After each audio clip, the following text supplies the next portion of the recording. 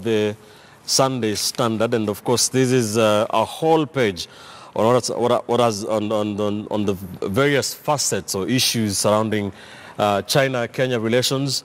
The probe into the SGR racism, you remember that Karl Marx, failed to meet deadline. The investigation team still says it needs 2 more weeks to complete their work after failing to meet its own deadline.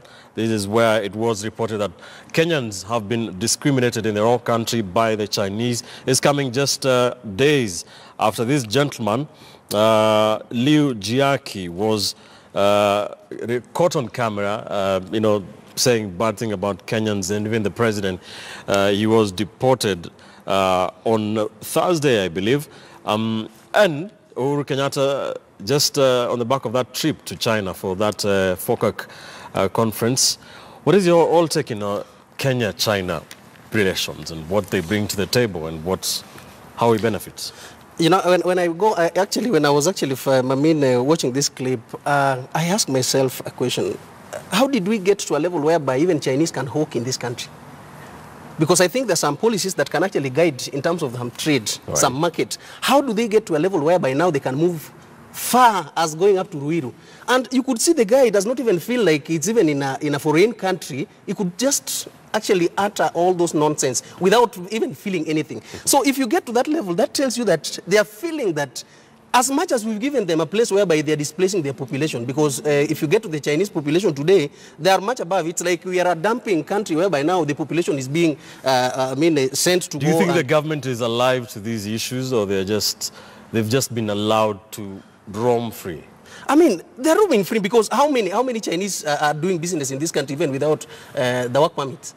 How did they get to now, having even almost all the fake, products they are supplying in this country? I think it is high time now we need to self-examine and we need actually to get back and review how we are getting into foreigners to get into this country. Right. What businesses are they doing in this country? And to what limitation are we going to guard them so that we don't actually lose jobs for the foreigners while Kenyans are languishing in poverty? All right. And that has just been the tip of the iceberg. The main issue is China-Africa relations generally. A lot of comparisons have been made where Zambia is said to be defaulting on loans, and sources, not reports that have not been confirmed, indicate that China want to take over the power generation company in that country, ZESCO, and that is how we're going as a country. Do you believe or is this far-fetched?